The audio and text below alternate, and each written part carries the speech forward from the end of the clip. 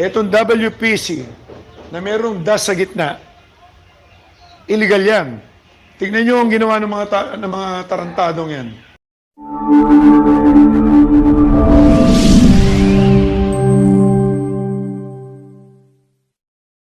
Ito na naman po tayo.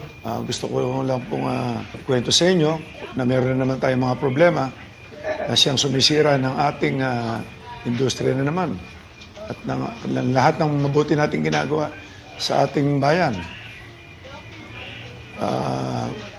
Gusto ko lang sana mag-concentrate, tignan nyo maigi itong papaliwanag ko sa inyo, lalo-lalo na yung mga tumatangkilik, mga tumataya o naglilibang sa lahat ng mga inaprubahan ng PAGCOR na website ng Sabong, mga kumpanya. Dahil kanina lang, tumawag sa akin ang isang inaprubahan din na isang kumpanya ng PAGCOR na sinasabi nga nila na yung mga video nila, ninanakaw din. Ganon din nun na nangyayari.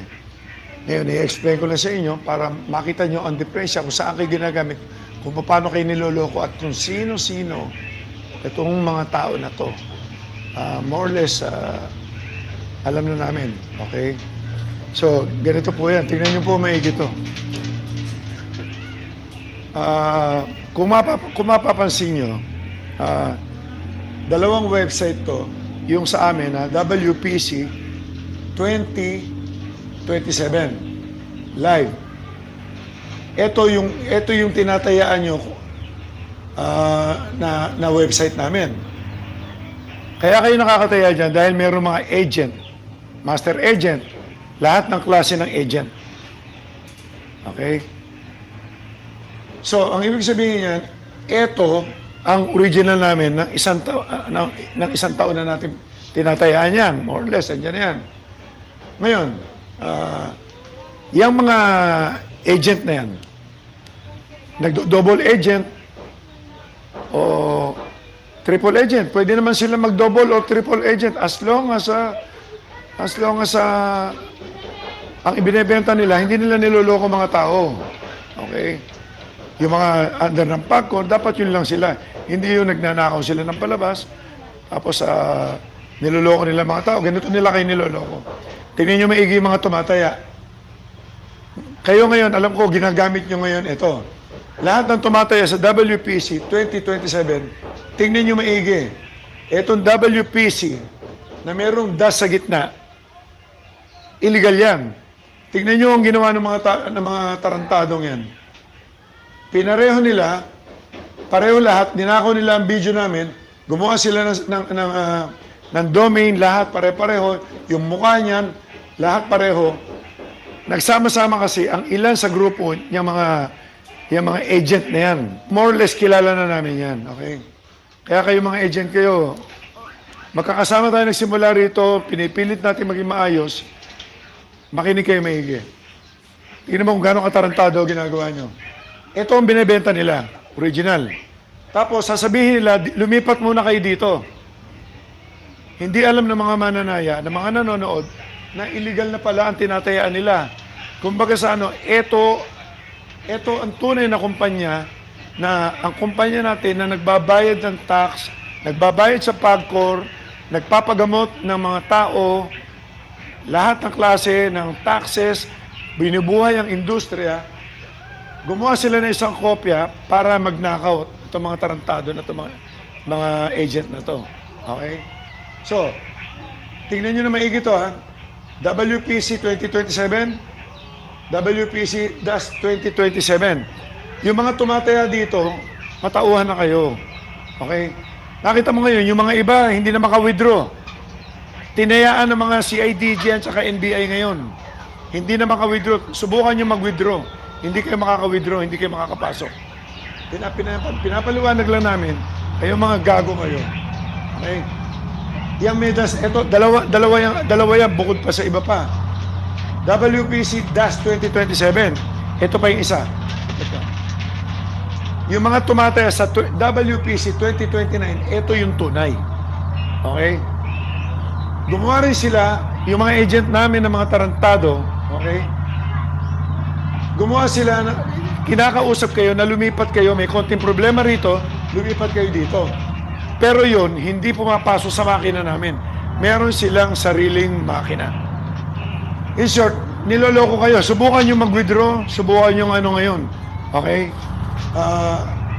Nahihirapan na kayo. Kasi alam nila, minomonitor na sila eh. Ngayon, ano ang ginawa namin? Naka-report na kayo sa, ito mangyayari sa inyo, lalo na yung mga ibang agent, yung maliliit na agent, ang gaganda nyo pa naman, yung mga iba tiga Cavite, meron yung tiga Pangasinan, na-check na namin ang NBI. Tingnan nyo to. Sige. Nag-report kami sa PAGCOR kila Chairman Andrea na yung lahat ng kalokohan na pagnanakaw, kami, tsaka yung iba pang inaprobahan nila na kumpanya. Tapos, inano namin sa CIDG, ngayon, 2 linggo natin na trabaho yan. Kaya lahat kayo, yung mga website na yan, yung mga agent na yan, tandaan nyo to, ganito lang kayo maiipit eh. Gumagamit kayo ng GCash, Paymaya, lahat ng payment system. Huwag nyo nga kalimutan, meron kayong ID, meron kayong mga address, meron kayo lahat dyan. Nakuha na ng mga CIDG yan, NBI. Ito ang NBI. Okay? Isa pa. Ito ang cybercrime ng DICT.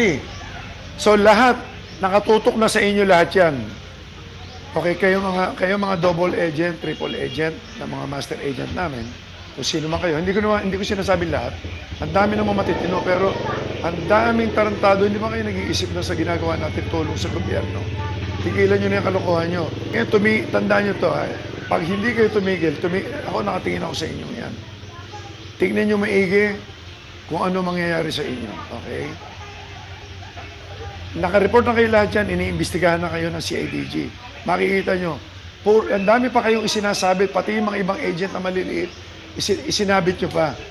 Ang dami na nakamonitor lahat yan, lahat ang ginagamit ng mga payment system, yung mga agent na yan. Tigilan nyo na yan. Okay? Ngayon, nakikiusap ako sa inyo, sana, pati sa iba, tigilan nyo na, magtrabaho tayo ng maayos, maglibang tayo, ayusin natin ang trabaho. Huling-huli pa, kapareho nito mga manyonyopi na to. Huling-huling beses ko pa itong sasabihin sa inyo, although alam ko naman, medyo natahimik na. Kayo mga manyonyopi kayo, yung mga nagpapasok na manok sa amin, although napigilan na yan, na wag na kayong papasok sa teritoryo namin, na maglalabang kayo ng manok, na tapos pupusta kayo sa kabila, alam niyo na kung ano mangyayari talaga sa inyo dyan. Kulong aabutin niyo dyan. Okay? Para malinaw natin. Ilan na yung napakulong namin dyan. Walang kakwenta-kwenta, pera lang yan. Kayo mga agent kayo, ayusin na natin. Hanggang di pa kayo nasasaktan, tigilan nyo na yan. Okay? Makukulong kayo, may hirapan kayo. Puro kaso aabutin nyo. Tama na. Okay? Tama na yan. Okay? Yun lang. Paalala ko lang, sa ating mga tumataya, tignan nyo lang lahat ang pinapasukan nyo. Pagka 2027 na meron DAS, kausapin nyo yung mga master agent nyo. Sabihin nyo, yung walang DAS ang tatayaan nyo. Kung makakausap nyo pa ngayon, ha? Kasi ang balita ko, hindi na nakakausap yung mga ibang agent. Yung 2029, ganun din. Kung tataya kayo doon sa wala ng DAS, yung wala na nito. Kasi eto, sila lang ang lumalaban dyan. Okay? Niloloko lang kayo yan. So yun lang, pakiusap dito sa atin, sa lahat ng mga gumagawa ng kalokohan na to. Tama na yan, talaga hindi ko papayagan talaga yan. Nakikiusap ako sa inyo para na lang sa ating bayan. May pandemic na nga ngayon, ayaw pa kayong tumigil sa katarantaduhan nyo. Di ba? Tama na yan. Okay? Marami po salamat. Ingat lang po tayo para hindi tayo maloko nito mga gago na to. Maraming po salamat.